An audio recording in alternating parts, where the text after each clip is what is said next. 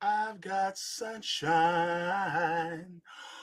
on a cloudy day, but it's hot outside and it ain't even May. Very hot. Very hot. Oh my goodness. Ah. Welcome to the Jaybefaunt show. My name is James Fauntleroy, your host. It's so good to see all of you here joining me once again today. Just to let you guys know, the Jaybefaunt show is available on all major podcast platforms like Anchor, Apple, Spotify, and Google Podcasts, so you can subscribe to me there. I'm also part of the Revolutionary Blackout Network, so you can catch me on RBN Live on Tuesdays at 4 and on the Sabby and JB show on Thursdays at 6. Today, I also would like to give a welcome and a shout out to everybody who's a patron on Patreon and Coffee. Thank you so much to everyone who helps keep the lights on. Literally, I thank you from the top and bottom of my heart. Today, I have a very special guest, one of my RBN comrades, my sister from another mister, the hostess with the mostest. We have Sabby Sabs here with me today.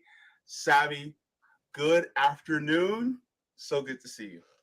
Now I get to sip my Welcome, tea. JB. Mm. So you were literally my first guest on my channel, right? So clap it up, everybody. Clap it up for Saps. And so first of all, I actually want to give a big thank you because of you taking a chance on me and my tiny itty bitty channel. That meant something. And the thing is as you're trying to start out, you know, I remember you speaking about when you first started your channel, it was hard for you to get guests. And through your empathy and kindness, you were like, you know what? I'm going to come on my brother's show. And that means a lot because, without people like you and Rome, Nick, CJ, Josana, people of RB, the people who were, people former and present members of RBN, would my channel have taken off as quickly as it has? I don't think so. And so I just want to give a big thank you to you. Oh, thanks so much, JB. Yeah, I remember what that was like very early on in the beginning, like for Mhm. people like me Yeah. that had my channel was very small back then. Mhm. And I remember how hard it was to get guests because some people will only come on if you have a certain sub count. And I told myself, like, if I ever got to the point where I was able to get bigger guests on, I told myself once Mhm. my channel started to grow that I would never be that way. That I would Yeah. never say no to someone because they don't have a large audience because I know like how hard it is when people don't know you. Yeah, definitely. And how long has your channel been around, Sabby? Exactly. About a year and a half now. Yeah, because I started my show last January. It was right after Force the Vote was when I started my show. That really pushed me to Mm-hmm. it pushed me to act. Yeah, yeah. So that pushed you to act. So about a year and a half, and in a year and a half, you're almost to 20,000 subscribers. You're at 19.5 thousand subscribers now, and what a ride, right? It's crazy. I really can't believe it. Like I really can't. Like sometimes I wonder if the number is real. Like I'm like, is this real? Like how is Well, this happening? I don't know, but yeah, a lot has happened in a short amount of time. Now, granted, I would argue if this was like 3.5, 4 years ago, I think a lot of us would have more subs than we do now because independent media wasn't suppressed so much back then. yeah. But still, the fact that we've made it this far through all the suppression and the censorship, I think is amazing. Well, you're absolutely right, and I think that part of it also has to do with the messaging has shifted, right? Uh, Mhm. think about think about it this way. So for those of us who are more of, I'm gonna say it like this: people like yourself and me are what I would call policy loyalists, right? And because we're policy loyalists, it doesn't matter who does the policy. and it doesn't matter where it comes from, as long as it's done as the verb done, right? Mhm. There's some in this space that I would consider more Democratic Party loyalists. See where I'm going? And so because of that, then it feels like, I'll put it this way. If Trump suddenly switched to the Democratic Party, some of them will be backing him. Am I wrong about that? Right. Right. Because it's all about the party. It's not about, they're not as much focused on the policies per se. They're focused on vote blue no matter who. Yeah. Yeah. So I think that because there's this shift of it's I there's a shift from there is just stick within the party and hope for the best versus those of us that are saying, okay, it didn't work, let's go. Let's move Right. out. You know, and we're like, it's broken. We ain't gonna try to fix it. So we're gonna go. And I think that a lot of us have seen this, happen over time. I mean, a lot of us were on the Democratic Party train. I know you said that you were, back in the day. I mean, Hmm. I definitely was. I mean, I voted for Andrew Gillum. That was my first vote ever, was for Andrew Gillum. And look how that turned out. Look at Florida. So, I mean, it's not. Look, it is the situation in Florida is definitely worse than sugar and grits. I'll tell you that much. So, I was waiting to put that in there. Oh no. But yeah, so but I'm gonna ask you this. You know what? This question just came to my head, and I'm sorry. But out of all the guests that you had so far, what is the one guest that surprised you the most? It wasn't you were. It could be a good surprise or not so good surprise, but it was just like I wasn't expecting that. Like, do you have in mind? I don't mean to put you on the spot so much, but is there one that you have like, wow, I wasn't expecting that response? Yes. I've interviewed a lot of people, but I would have to say the one that jumps out most recently is Jesse Ventura. It definitely surprised me during that interview. I was not expecting I was not expecting those responses. And I didn't know Yeah. when I contacted him for the interview at the time, I didn't know that he was a part of the Forward Party. I didn't know that. So Yeah. I was surprised. Like all of that was new to me. Mhm. But yeah, I definitely there were some funny moments, when he was talking about people don't want a Republican in the bedroom. Like that was hilarious to me. But That I was think, funny. yeah, I was surprised, like with him being a part of the Forward Party and him saying, that he didn't really agree with canceling student loan debt. So that Mhm. one was also a surprise to me. So I think he threw me the most curveballs because I really was like, what? I Yeah. was almost speechless. Yeah. I can say as a viewer, and I can think, you have a lot of your viewers in the chat right now, mutual viewers between us, that were like, how's Sabby gonna what's Sabby gonna do for this one? We were just like that one picture that from Key and Peele where Jordan Peele and he's like sweating like profusely. We were looking at the TV. I was looking at the TV like, what's Sabby gonna say now? Sabs? We were I didn't sweating. know. Yeah, I really didn't know because I saw him do an interview on Vanguard. I think it was a Yeah. while back. Uh-huh. And I always watch interviews before someone comes on. So if I have a guest that's coming on, I always watch previous interviews so I know how they interview. Mm-hmm. I think that's a good tip, by the way, for people who are wondering like how I go about doing this. But I think that I was just surprised. I did not know he was along with the Forward Party. So I know like that must have been a more recent thing because like I said, when I saw him on Vanguard, that wasn't the case. Yeah. it's funny that you mentioned that particular one, because I got to tell you, this is actually one of the ones that I actually have primed to go. So those of you who don't follow Sabby Sabs, this is what I'm referring to. So it's going to be a twist in the interview that I wasn't expecting, but this is just look at it. Let's just go. And I'll tell you right now, Sabrina, 2024 is prime. Yes, that's what I was saying. I was just telling people that. 2024 is prime. Oh, let me tell you why.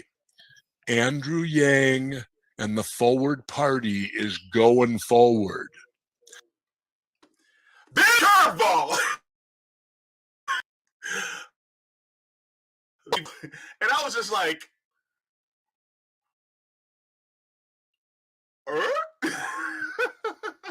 Did not expect that. So, Did not expect that. Yeah, and I mean, there was this point where he talks further, and actually, let me put this clip in the chat. So if anybody hasn't seen it yet, they can go and watch it later. But it's a really good interview. I mean, even though there was a curveball, it was a really great interview. And one of the things that I wanted to actually, you know what? Let's let it play just for a couple more seconds, because there's something that I wanted to talk about too. Now, this is a party made up of a lot of forward thinking, let's get things done, not necessarily on the fringe. Call us the dirty word that many of us are, is centrists. Us dirty centrists who. Now, the whole centrist argument, Sabs, here's my thing. When you think about truly what the censor is, in your mind, what is the censor? Whose politics to you represent the true censor? I'm not talking about the censor within just the United States. I'm talking about the censor as far as worldwide. Who is your views more of a centrist? I don't know. In terms of like globally, but I do know that Bill Clinton was referred to as a centrist. So that's who I think of, like when people say centrist. Yeah. I will also add too, though, I think that people really need to listen to Kim Iverson's explanation of the Forward Party, because I've heard Andrew Yang go on multiple interviews and talk about what it is. He does not go as in depth as Kim did. And Kim actually broke it down to where it's like, oh, okay, this all makes sense now. This isn't necessarily a political party per se. They are trying to basically get all the hurdles out of the way for people that are third party candidates to be able to run, like ranked choice voting. So I think Kim breaks it down a lot better than I do, but I think it needs to be explained that way from everyone that goes onto these shows to talk about it, because people are really confused. And when you ask, like, what are the policies? And Andrew Yang says, well, no, like you have to explain to people why there aren't policies. And you do that by explaining to them what this actually is. So Kim said that she would call this more of a caucus, not so much a political party. So I think that's important, but still centrist, like it's a turnoff for me. I don't want another Bill Clinton, right? Like I'm further to the left. I consider myself to be a Marxist. So when you say centrist to me, like I'm not trying to go back.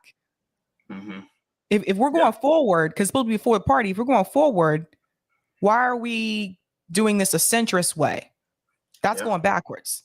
So well, I mean, like for instance, if you look at it from a global perspective, as far as the Overton window is concerned, when I look at somebody like Bill Clinton, I see him as a right winger.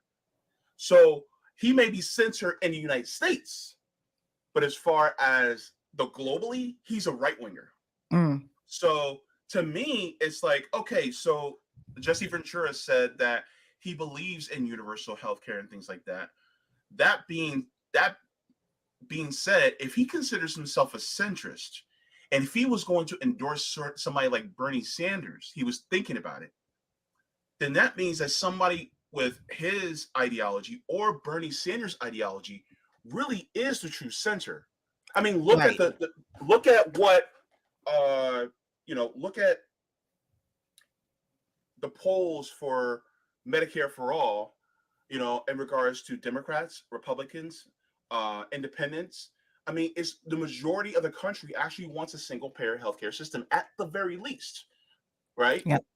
That's not actually a left policy. That's really a centrist policy. And so when it comes to the center, when I look at people like Andrew Yang, and he won't even embrace or even talk about a universal healthcare system, and I'm talking about for myself, that gives me a little bit of a red flag, because it's like, okay, so you're talking about being in the center and you're not even truly embracing true centrist policies. You're going by the center, which is really on the right. And that's what it feels like to me. So, but at the same time, it's, and I was listening to your interview with Kim Iverson. Very great interview as well, by the way. Anybody who's watching should watch that as well. Her explanation does make sense in the sense that, well, if you're going to have, a caucus like that just brings down the hurdles. And I said this before, I don't really necessarily agree with the Forward Party, but if it's going to do the dirty work of knocking down those hurdles, so then the Green Party and the PSL and Socialist Alternative can breeze through right after them, I'm not necessarily upset about it. You know what I mean? Because the thing is, it's kind of like, okay, you know how Rome says that he's not necessarily for Russia, but he's glad that Putin is doing the dirty work of getting rid of the Nazis? Right. I kind of look at the Forward Party like that. It's kind of like, I'm not really with you, but I'm not going to stop you, because if you're going to knock down these hurdles for the third parties to come through, I'm going to let you go. I'm not gonna attack you that much, because really, I mean, because it's not the Forward Party that's preventing Matthew Ho from being able to get on the ballot in North Carolina. It's the Democrats. Right. It's not, the Forward Party that's actually doing all the redlining, that has been consistently done, especially as far as, preventing, poor and Black people, and people typically on the left from voting, and, doing the, what's the word? Gerrymandering. So Yep. I'm like, okay, I don't like you, but do your thing so that we can do ours. So I know some people may look at me and go, JB, but Andrew Yang, is kind of a technocrat, and I'm like, yeah, you're right, but it's not a political party. And I think that, that's why the messaging, I think, is key. And that's why I wish, like, I'm going to again try to see if I can interview Andrew Yang, because the way that he's delivering the message about it, it's not helping. I saw him on Rising recently talking about he still is for UBI, but then he went on to say, but he knows it's not going to be an option, so he's not going to push it. And it's it just sends up a lot of these red flags. Like, people are confused. If you say that a Republican can be a part of the Forward Party, people are like, what are you talking about? Like, you have to explain what it is. And when you look at the website, now that Kim broke that down, now when I look at the website, it makes sense. But before Kim explained it in detail like she did, the website to me didn't really make sense, because like I said, I was like, where are the policies? So I think Andrew has to stop saying, yeah, we started this new third political party. You need to tell people exactly what it is and what's the function of Forward Party. And he hasn't really explained that in depth. Yeah, that needs to be done. And, kind of pivoting a little bit, you actually talked about third parties with Ro Khanna. Ro row your boat, Ro Khanna. And that was a really interesting exchange in that Sabby, you kind of laid the smack down a little bit. I'm just saying.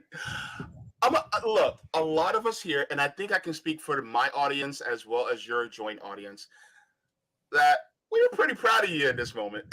So we were. So let's give a listen really quick, and then I'll meet you on the other side. So,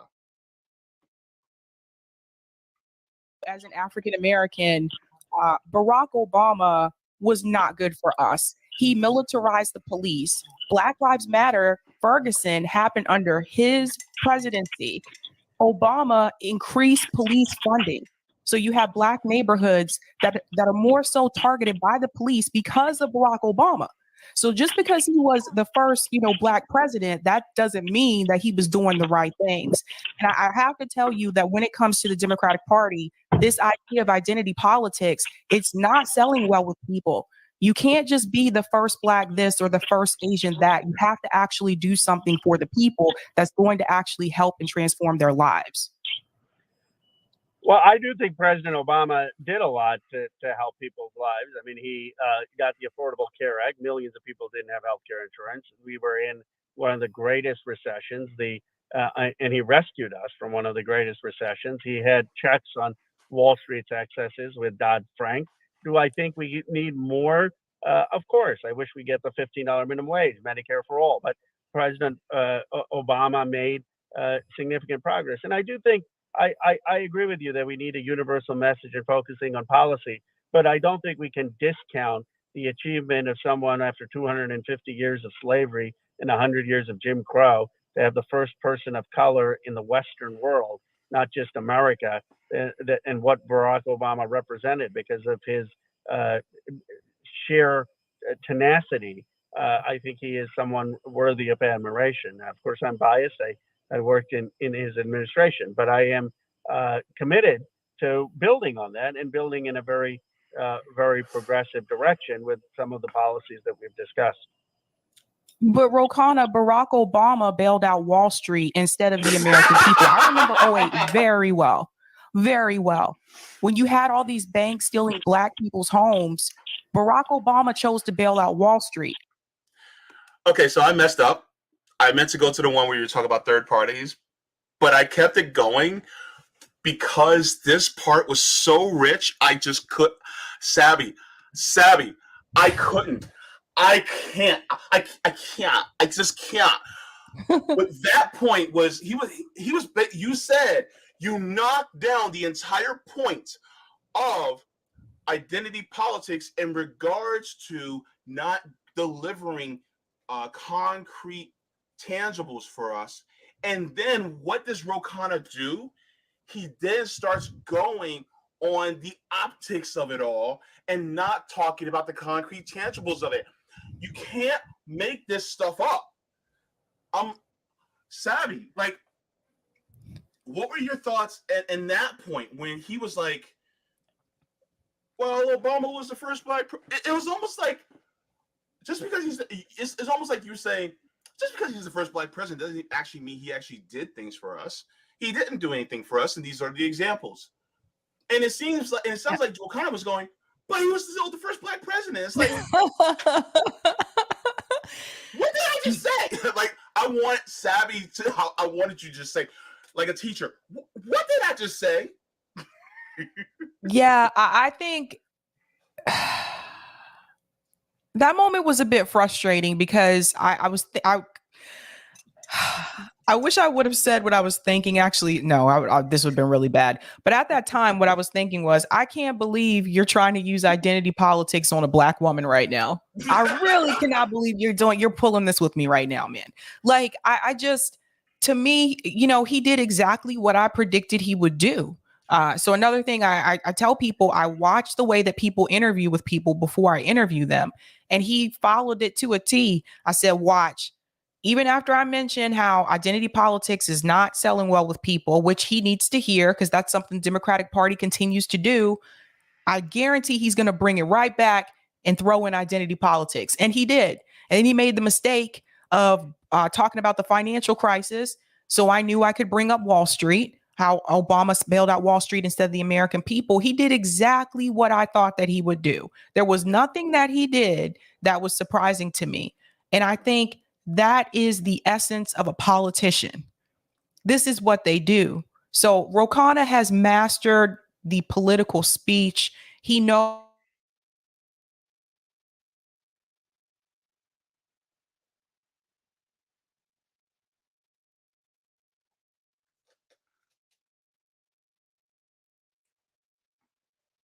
Uh-oh.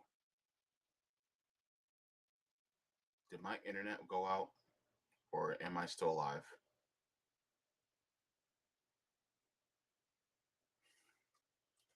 Can you hear me? Froze? Sabby froze?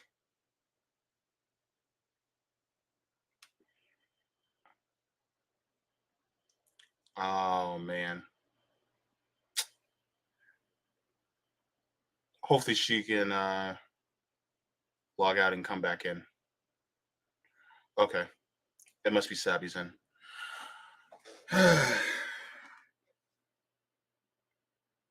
Dang it. They got it. They got us again. Well, she'll be back. Internet issues. Anyway, so before she comes back, let's get into this super chat really quick. Thank you for Snork Y2K saying, let me translate Khanna's eye movements. Oh, F. Why can't my phone ring? Or maybe I can get card checks. Oh gosh, I was looking at his eyes too. Like I wanted to comment on that too, because I was just like, Ro Khanna, like what's going on? But yeah, so she's back. Sorry. Yeah, my Wi-Fi it's been finicky. I had to jump on a mobile hotspot. But I was gonna say, I don't think he expected me to tell him that, Black people are leaving the Democratic Party, that you can't win without the African American vote. I don't think he was expecting to hear that. I could tell by the look on his face, but he needed to hear these things. So Yeah. some people were like, why are you doing this interview? Why are you talking to Ro Khanna? And I've told people multiple times on my show, I will talk to anyone. That doesn't mean I agree with them. And I wanted him to hear those things that I had to say because nobody is saying this to him. I've seen Ro Khanna do multiple interviews, whether it's on independent media, whether it's on mainstream media. No one is telling him the things that I told him in that interview. And I wanted him to hear from people who are working class. I wanted him to hear how people who are poor feel in this country right now, not just the middle class. I'm tired of hearing about it's always about the middle class, yada, yada, left versus right. He needs to hear about how working class and poor people are struggling in this country and about how Black people are starting to feel about the Democratic Party. And so that's why I pressed him when it came to reparations. That's why I told him there's, a whole group of African Americans saying they're not going to vote if you guys don't give Black people reparations. And I'm sorry, but that's what needs to happen. They're not going to do anything. They're all clowns. It's just literally political theater. So I wanted him to know what's up. Well, no, and I'm glad that you did. One of the things that is a great tool of having a platform is that when you invite people like this on, it's not necessarily for giving them a platform, but it's revealing truly who they are. The thing is that we will ask the questions and then we will watch them answer and see how they answer when it comes to actual real questions that push against the narratives that they set or that they go along with, especially in corporate media. And so a lot of the independent outlets that they go on, or the corporate media always tends to keep within a certain lane. Right. And when they stay in that lane, then it's safe for them. It's always safe, right? Even That's Fox News is safe because they know that it's still within the two-party system, right? And so then when you come on Sabby Sabs, RBN, Mikasa Sukasa, INN, Jimmy Dore, Jaybefaunt, right? You're not going to get that same standard duopoly, talking points or questioning or narrative that they're used to. So now you're getting them, they have to bob and weave and they can barely do it because they've been confined to these guardrails for so long. And Right. so then you just revealed. And so that's one of the reasons why I am actually happy that you had that interview, because it shows us so much. Because the thing is that people like Ro Khanna, they know how to say the right things, right, to certain people who may be propagandized or maybe brainwashed. But for us, we're like, yeah, no. What do you, because my question would have been, what do you think about nationalizing the entire healthcare system? Right. And hey, look, speaking of healthcare, he didn't tweet out about the marches. Had it not been for me asking him about those marches in the interview, would he have tweeted out the march for Medicare for All that was happening that same week? No, I don't think so. Nope. Because the organizers saw the interview and then they tagged him on Twitter and said, wait a minute, what are you talking about? We met with you. You know exactly who we are. We told you about the marches. And so that put pressure on him to say something about it on Twitter. Yeah. And then also, I don't know if people saw this as Paul also tweeted it out after that. So it's like, no more. There's no more you pretending like you don't know these things are happening. It's right there where you work. So you have to put that kind of pressure on them, and you have to let people know that, look, we know what's up. Yeah, exactly. So needless to say, congratulations on that interview. You did a fantastic and amazing job, and we're proud of you for doing it. So, thanks, JB. So the next thing that I actually want to touch on, is, since we're on the subject of Democrats, let's stick with this theme. I want to give a shout out to Case Study QB, because Case is killing the game, especially when it comes to doing these clips, because he has the patience of a saint, more patience than I ever can have in covering and watching these videos and clipping. Number one, I hate editing. So that's why you don't see that many clips. I need to work on it. Yes, I know. However, it takes patience to do that. And to watch this content, it also takes an even larger amount of patience. So put some respect on Case Study QB's name, okay? Thank you. That's right. Please follow him. But I want to, this is Bill Maher. I'm sorry, Sabs. I'm sorry. But this is Bill Maher. And no, I just wanted to give you a heads up to let you know that show is copyright. You could probably still play it, but you might get copyright claim after. Yeah, Bill Maher Real Time is copyright. That's why I stopped playing his clips on my channel. Okay. Mm-hmm. Okay, so here's what I'll do. I can summarize it for you because I don't feel like having to deal with a copyright claim. But what? Screw Bill Maher. Anyway, so what happened was they were basically talking about terrorism, and they were talking about how terrorism, that they need to go after the people who committed terrorist acts, even if the terrorist had done something years prior, just like how they're going after, people still want to go after Nazis, even if the Nazis 100 years old, they still did what they did. They still need to be tried for their crimes, right? And they were talking about doing it to the terrorists, people who are part of Al Qaeda, ISIS, blah blah blah. Matt Taibbi chimes in and says, "Well, we have to be careful because what we have been doing, not we, but as the United States government has been doing, is been going after terrorists, and is this that same one? I'm trying to think. I'm sorry. Yeah. I'm sorry. I was thinking about a different one. He's talking about the Pied Piper strategy. He's talking about the Pied Piper strategy, how I don't know where I got that. Oh, I watched that clip earlier. Sorry. So he's talking about the Pied Piper strategy, about how a lot of Democrats right now are giving money to far right Republicans in order to prop them up so that they can run against them and make them look like, oh, well, look at this person, right? That being said, Matt Taibbi actually brings up the Pied Piper strategy that was released after the Podesta emails through WikiLeaks. And so Matt Taibbi basically says that Hillary Clinton did the exact same thing. We have to be very careful about what the Democrats are doing, because if they're going to do this, then if Trump won and if the Democrats do this again, there's going to be a lot more little baby Trumps, so to speak, Trump Juniors, within the government. And so I wanted to show that to get your reaction based on Bill Maher being alarmed about this. What do you think?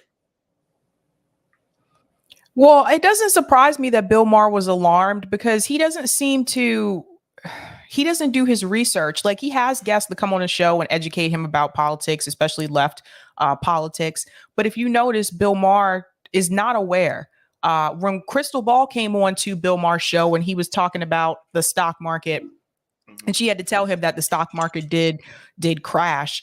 Bill Maher was not aware of that. He didn't do his research. So, but at the same time, the message that he is telling his audience is dangerous, because in a sense that, like, they are not willing, some of them are not going to be willing to do their research based on what he says either. So they just believe what Bill Maher says. So if Bill Maher says something like Joe Biden is a radical leftist, or radical leftist or socialist or whatever, how many people that watch Bill Maher are actually going to do the research to see if that's true or not? He doesn't. This is just something I've noticed with that show. It doesn't seem like to me he actually does any research. He just gets up there and he talks, and he brings these guests on, which continue to get people to watch the show, the people that he bring on, and they're supposed to come in and they're supposed to educate the audience. But a lot of times it seems like they're educating Bill Maher at the same time. So no, Bill Maher probably didn't know about the Pied Piper strategy. But again, like I said, like, he doesn't do research. He just gets up there and talks and just throws things out. Yeah, I just think it's rich coming from Bill Maher to do this when he's attacking many of us on the left for not voting for Hillary Clinton, even though, for all intents and purposes, you can blame the presidency of Donald Trump on Hillary Clinton because of And the Pied Obama. Piper. Yeah, and Obama. And so the thing is that for somebody like Bill Maher to now start, blowing the whistle, it's like, no, you need to give a few apologies out first. Because you've been blaming the far left on Hillary Clinton not winning, when really it was Hillary Clinton that gave us Trump in the first place. And I find it funny that the news coming out about Trump, his Mar-a-Lago home being raided by the FBI, and people are talking about, and Nina Turner even saying, well, this is the beginning of tearing down fascism. It's like, no, if Trump was the beginning of fascism, then who brought it in? Right. I mean, well, yeah, I saw that tweet from her too, and I responded and I said, no, I said Biden is also fascist. Yeah. So, I mean, it's just, everyone has a role that they're playing here, and, they're doing what works for their careers. They're doing what is going to make them money. Everyone has their role. There are very few people that are doing this because they really want change and they really want to help the people. Most people are out for themselves first. And I think that's important for people to understand. Then you'll understand why people have some of the talking points that they have. But Bill Maher is just, I don't know why people continue to go on there. I don't know why leftists continue to go on the Bill Maher show, maybe just to educate his audience. But you have to understand about him. He is rich. Bill Maher does not need any of these policies that we are fighting for. He doesn't need the health care. He doesn't need to cancel student loan debt. He doesn't need paid family leave. He's a millionaire. He is rich. Yeah. He's not really going to get it. He's not living that life. So to him, all of these things are far radical because he doesn't need it. Yeah. and you know, I know you're going to be talking about the Mar-a-Lago. I think it's tonight on your stream. So I'm not going to get too deep into it because I know you have your thoughts for your show. But if you'll entertain, if you'll humor me really quick.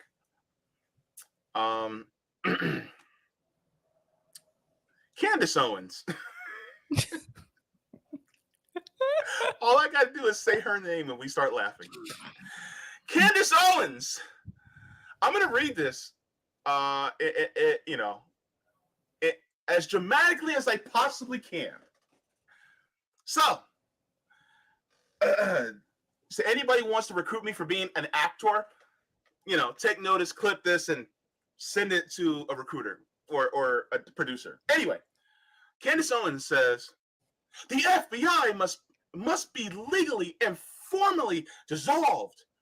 What happened to President Trump is positively stunning and a mark of unchecked government power. I no longer recognize the country I live in. Left or right, we must all come together to fight this evil.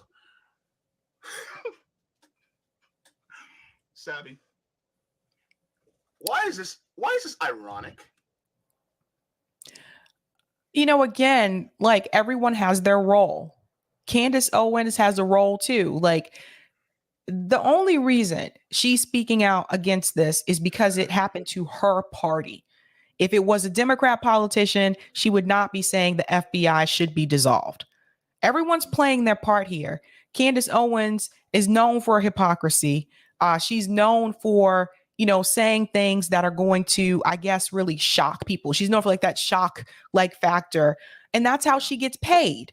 And that's what people need to understand. The reason why Candace Owens is as popular as she is because her role that she has as a Black woman on the right actually makes more money than a Black woman on the left. So she's saying the things that most Black people, you're not going to hear them saying, like on YouTube and everything, right? So Candace found a way to make a lot of money at this. You got to remember, at one point, Candace Owens was on the left.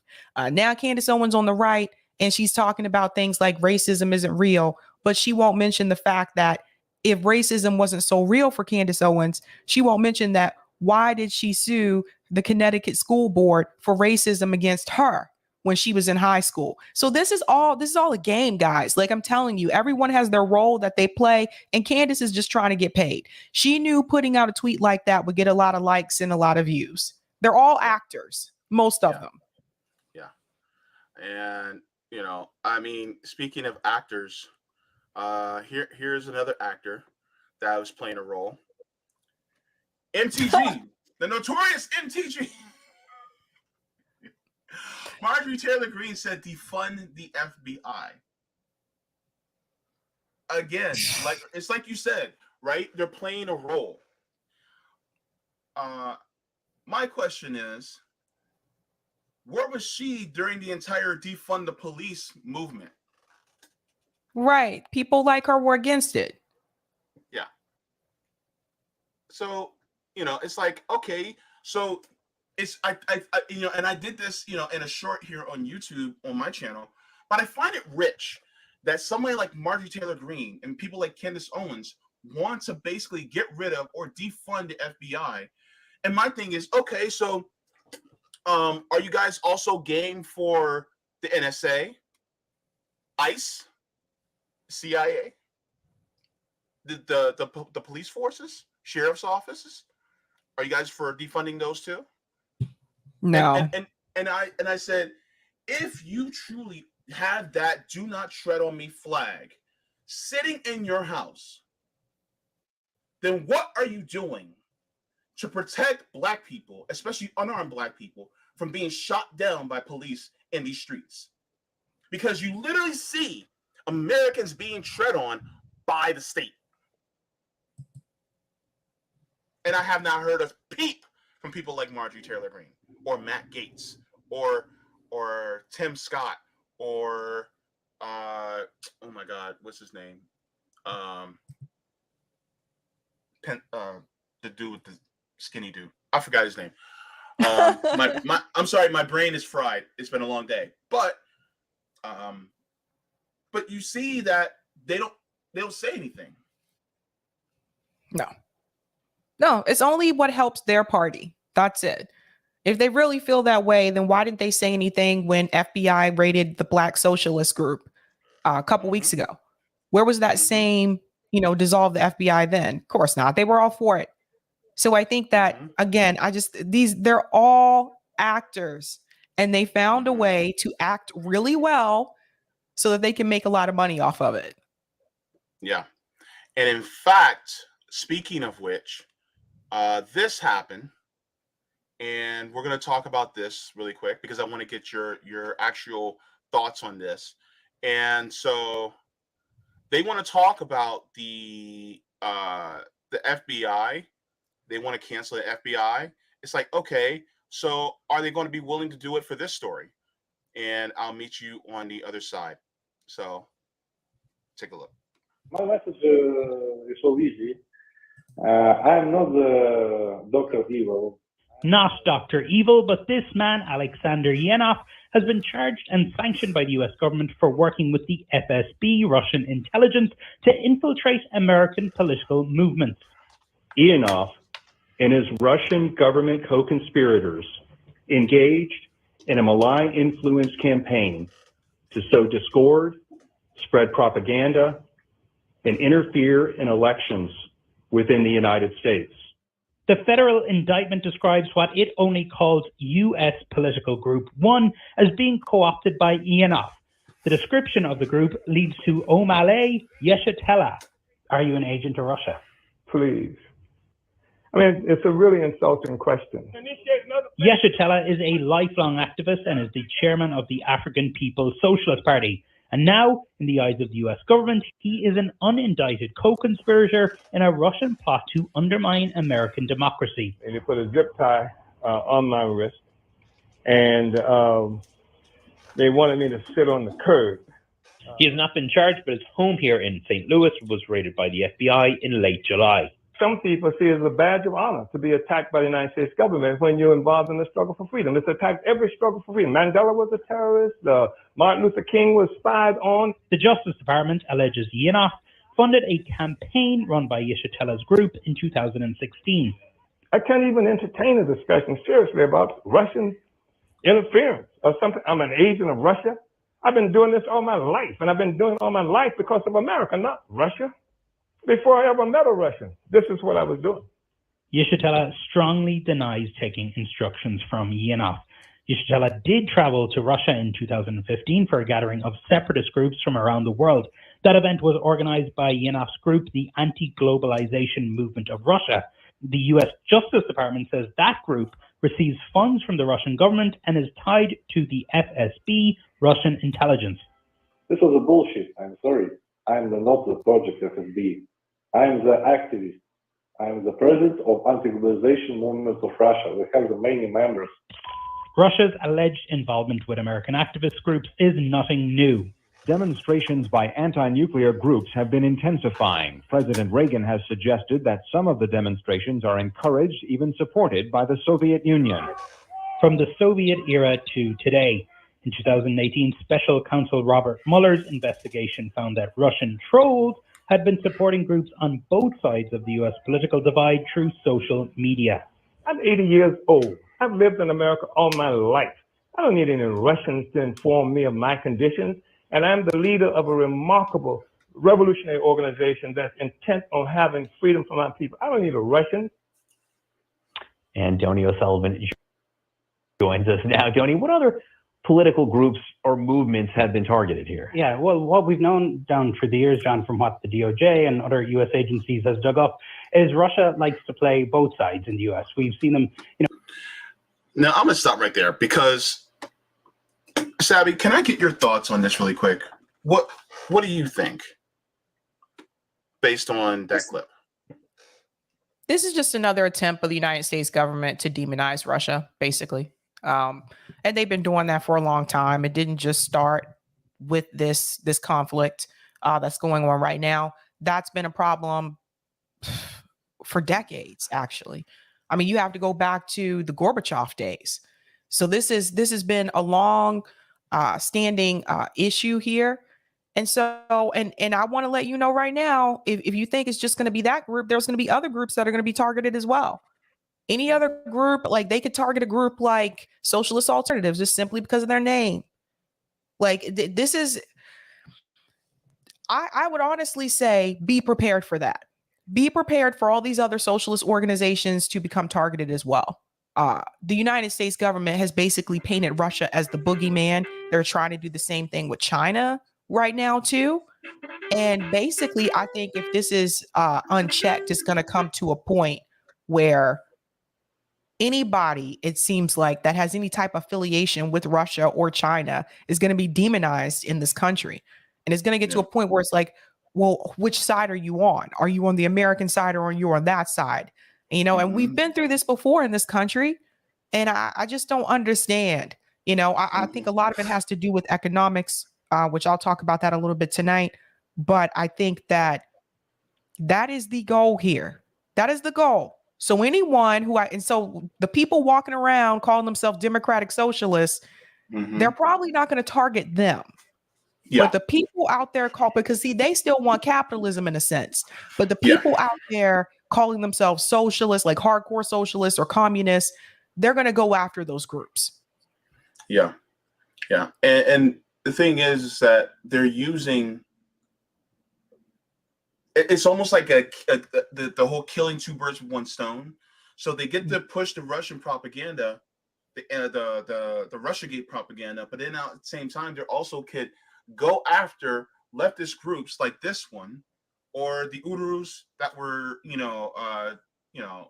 raided in Tampa a couple weeks back.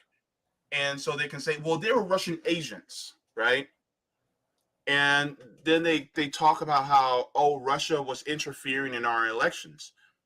And let's let history define what actually happened.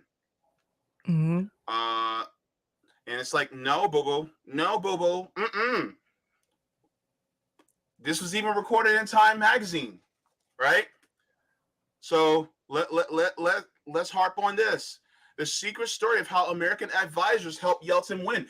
Basically meaning that America, the United States, interfered in Russian elections. So by that very notion, that this is basically the pot calling the kettle black.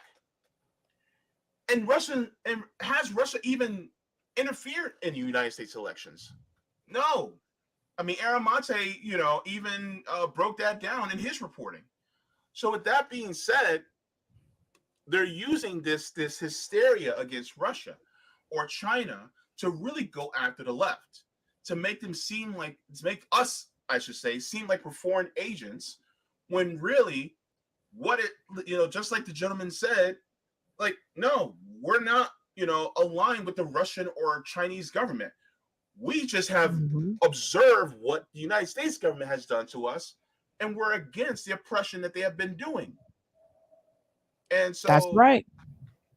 It's just, and I think that things, okay, let me ask you this.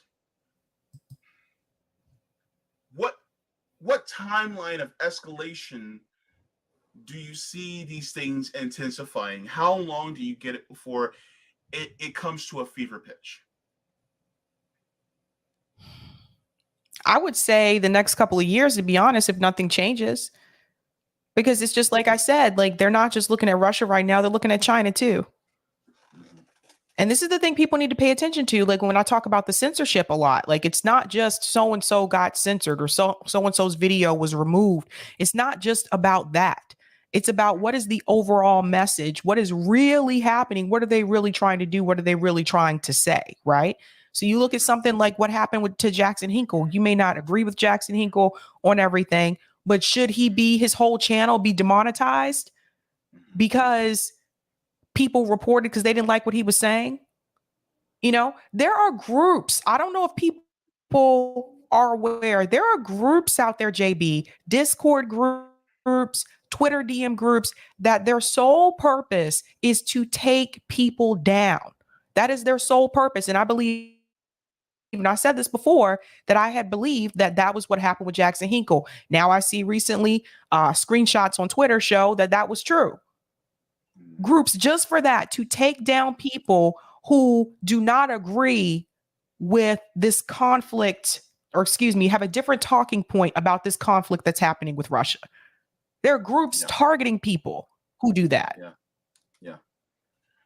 And I think it's large. It's further than that, and than just the whole Russia, especially like the Ukraine-Russia, proxy war.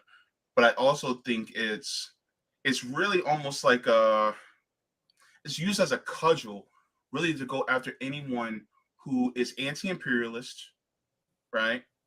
Because look, you can get somebody like Jackson Hinkle or Nick from RBN, our brother at RBN, and they'll go up against somebody like Vosh, and they will knock down every single one of their talking points, their imperialist talking points. And then next thing you know, people will consider them dangerous because they literally took them down with facts, right? Or how you basically and very artfully gave questions to Ro Khanna, and you basically revealed him. Like they, and the thing is that all we really want is people to have an actual, their basic material needs to be met, and for us not to go abroad to kill people for resources. That's basically all we really want. It's like, is that too much to ask? That's right. So I mean, yeah. So that it's just, it kills me sometimes. I'm just like, and so you have a lot of people who somehow feel that it's. I think the propaganda has become so strong. I think it's one of the last points I'm going to make. The propaganda has been so strong that it affects people to kind of almost be like tattletales for the state. Yep. And it's they're like, snitches. I wasn't trying to say it, but Sabby come in with the 1-2 punch. Boom, boom. They're snitches. Yeah. But the thing is, like, it's not snitches for an institution that actually is trying to look out for our best interest, though. It's snitches for people who are owned by corporations. That's what it feels like. Yeah. But yeah. So I think this is why it's so important for us at independent media to continue to keep, talking. And, I want to stress to everybody, if you're not, on Sabby Sabs email list, make sure to get yourself on her email list. Make sure to, subscribe to her Substack. If you have access to go to her Rumble or to her Rockfin channel, subscribe there, because just in case, because the thing is that talking, about something that threatens, oligarchs' position and power, it's, and we have to be careful, from what we say, but, it could happen because it's happened before, so we have to be very careful and, make sure to do that for anybody who is in independent media. I see Indie Left is in the chat, so it's good to see, also subscribe to them. So you have your show this evening. What are you going to be talking about this evening? Yeah, so tonight we are talking about this Trump raid, but I'm also comparing this to the raid that happened with Henry Cuellar as well. We got to talk about both sides of this. I'm also going to discuss a recent conversation that happened with Richard Wolff and Noam Chomsky about the U.S. empire. And I'm also going to talk about Ro Khanna's job explanation here about the job creation in the U.S. and people quitting. Those will be really good discussions, I think. And then also, actually, right about now, there is a clip of Eric, who's my producer. Him and his son actually did 11 demands for democracy, and I highly recommend that people watch that because that was very thorough and well thought out. I think we need to have some type of demands when we're asking for things. Absolutely. And I just want to thank you so much. Also, just let you guys know, Sabby Sabs channel, the link to her channel is inside the description. So if you're not subscribed to Sabby Sabs, make sure you do that. And then go and watch one of the videos and make sure to leave a like. Sabby, I want to thank you so much for coming on. Thank you so much for being my first guest. I love our conversations. And, sometimes we'll be talking on the phone. I'm like, man, we should do this live. So I actually wanted to make sure that we have one of our conversations live so that we can, also do this and have, some opinions out there, not even opinions, but talking about the factual analysis of things and, let people kind of be a fly on the wall for this. So I just want to thank you. Thanks so much, JB. And sorry to rush off. I got a lot going on today, but no. Make sure to go to Sabby Sabs at 7 p.m. Eastern Standard Time this evening on her channel. All right. See you when I see you, Sabs. Bye. Bye. All right, everybody. So once again, thank you to Sabby Sabs for joining me on my show today. It was great to have my first guest ever, on my channel return. So that was awesome. So that was great, and I deeply appreciate it. I'm going to go to the chat, and I'm going to say hello. Eric is in the house, says James Carville is proud of the Pied Piper strategy. Yeah, he is. He definitely is. And, I'm proud of the Pied Piper strategy, and the thing is, like, if you're proud of the Pied Piper strategy, that means you're proud that Trump won. That's what it feels like. I'm just like, no, bro. Nah, bro. Somebody get their uncle. I'm telling you. Tony Plow says, look up Out of Touch is the dictionary, and the whole page is a picture of Maher. Yeah. I think that gel got to his head for that slick back. Let me see. Leroy says James Carville is Skeletor in real life. Okay, so no. Rick Scott is Skeletor in real life. That's what I feel like. I'm gonna have to push back a little bit against you, Leroy. That's Rick Scott. Yeah. Oh, no. You know what? No, I'm gonna give that to you. Because Rick Scott is Fire Marshal Bill. So yeah. Yipper99 says, but he is pro. It's not real. So he is aware of some things, but he has political commentator for a long time. No excuses. Yeah. I mean, he's been in this, game for a long time, so.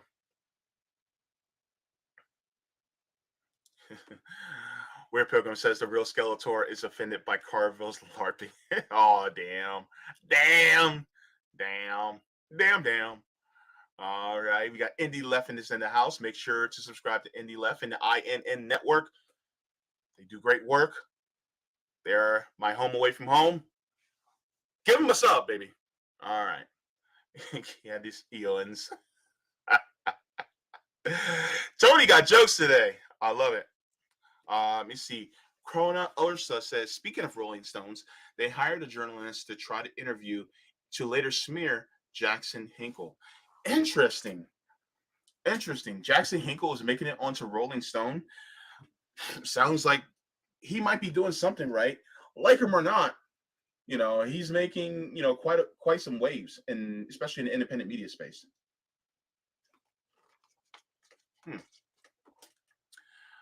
Good old water.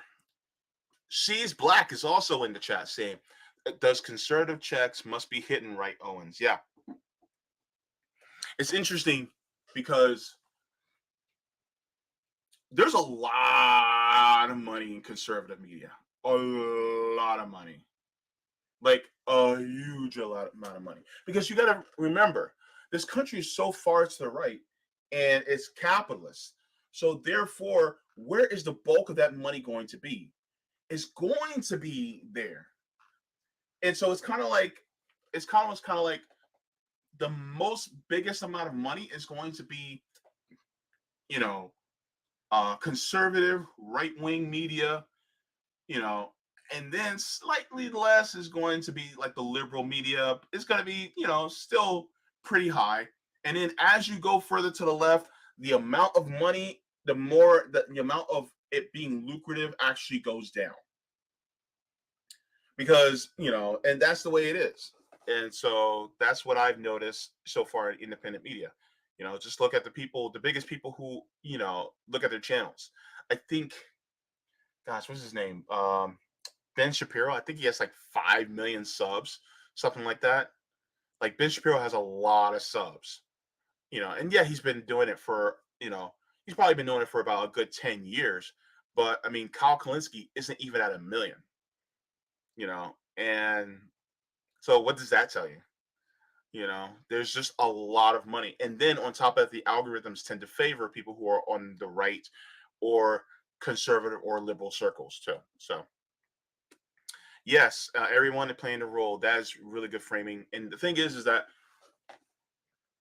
when you get to a point where you realize that both parties are all one party, then you start to realize that,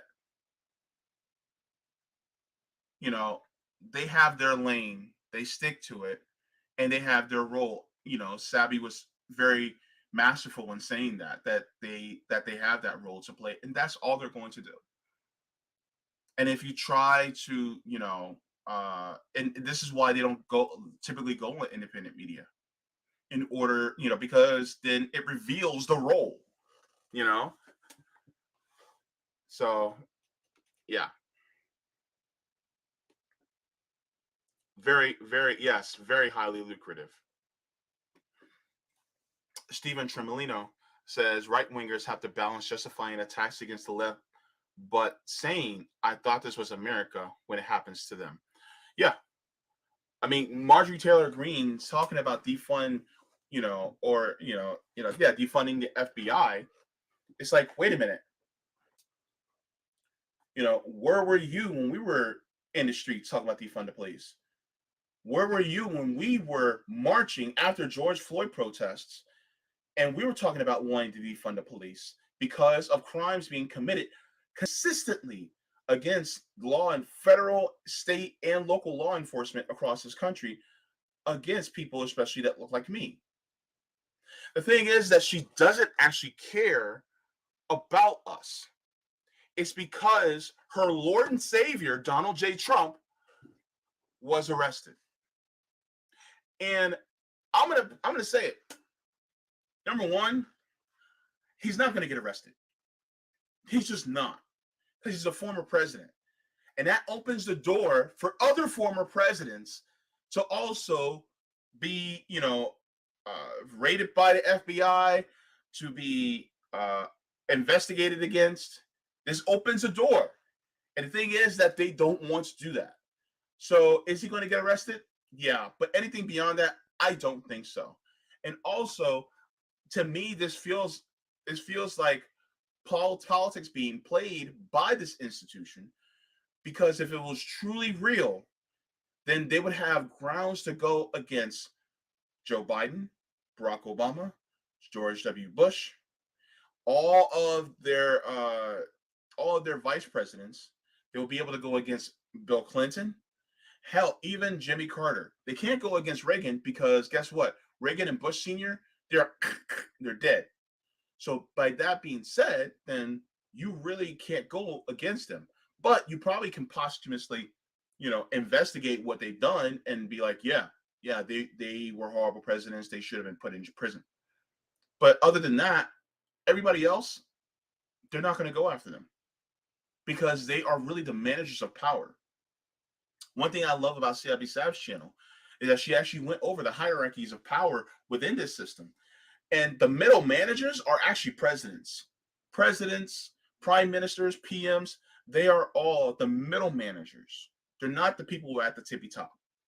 So somebody like a Barack Obama, somebody like a George W. Bush or a Bill Clinton or a Donald Trump, they were just the middle managers.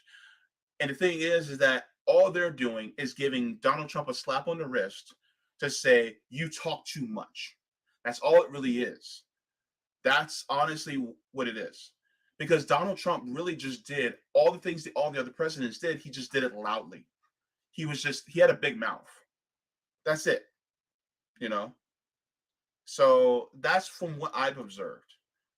And like I said in the tweet earlier, I do not think that it's like, okay, if the FBI is going to raid them, then they better start raiding all the rest of these presidents and all the people that approved of these military occupations, which, you know, committed crimes against humanity. You can arrest George W. Bush against crimes against humanity just alone from Abu Ghraib. Just from that alone. Guantanamo Bay for holding prisoners without trial, for going against, you know, the Geneva Conventions. That being said, they're not going to do it. They don't want to, because it's owned and operated by the oligarchs in this country. So somebody like Marjorie Taylor Greene, somebody like Candace Owens, actually calling for the defunding of the FBI, they don't really mean it. It's just theater. Like Sabby said, they're playing a role. And they're doing it for you. All the world is a stage, and many have played their parts.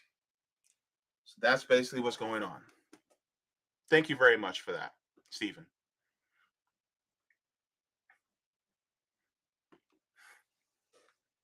Did she not catch John Bolton openly admitting that he playing coups? Yeah. John Bolton also needs to be in prison. He needs to be under the prison, you know? So, yeah.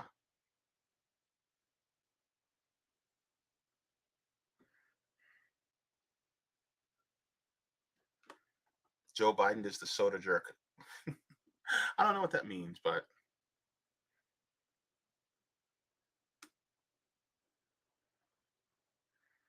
soda jerk.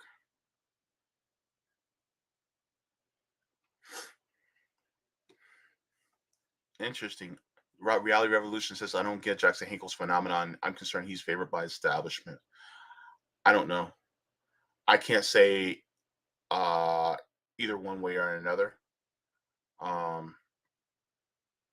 But I do know that he is, you know, he spoke out, you know, against what was going on in the proxy war against the R and U countries. So yeah, I'm not exactly sure, but you know, time reveals all. That's all I'll say. Let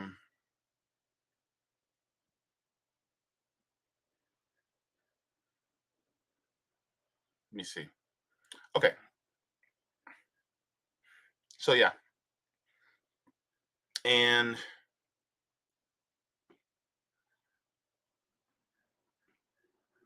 just to let you guys know, I